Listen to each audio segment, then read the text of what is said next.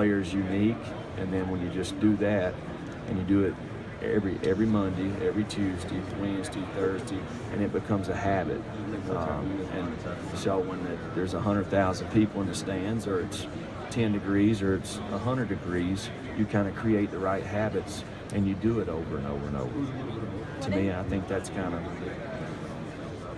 unique about this group. They've kind of done that. What is the biggest challenge that you see your players face when transitioning from high school to college football?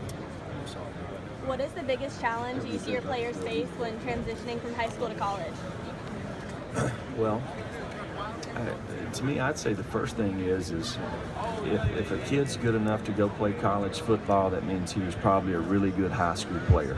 You know, so he was probably one of the best players on his high school team. But when he gets to college, most of the time, a freshman is not the best player on the team.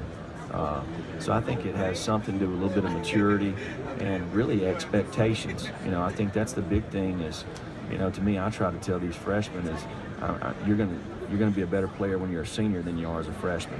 Okay, so let's not put unrealistic expectations out there. Let's pick out some goals to improve on each week and focus on that, not the end result. If you could give advice to yourself as a high school student, what would you say?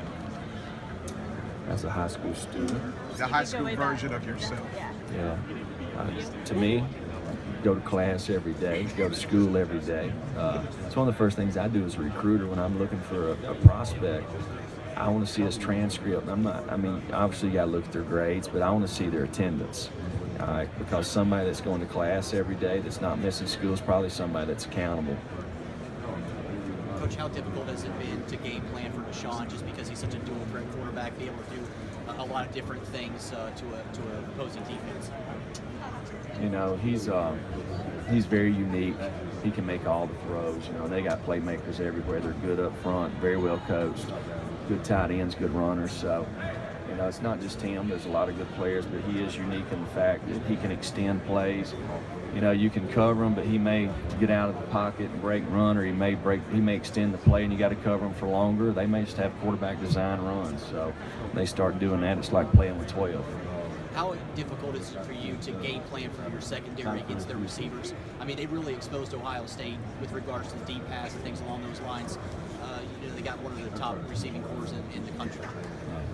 Well, I think they got really good playmakers out there. The guys compete really hard for the 50-50 balls. They got good schemes. But I think it starts with them about running the football. You know, they got really good runners, and then Deshaun is a good runner, so they kind of put pressure on you. If you're going to be able to stop them, you got to get some folks up there in the box, which creates one-on-ones for them. So then they got a quarterback who can make all the throws, and you got those guys that can go out there and can stretch you. So they got a good scheme, got good players. Were you surprised the way they dominated Ohio State? I mean, pretty much every asset of the game.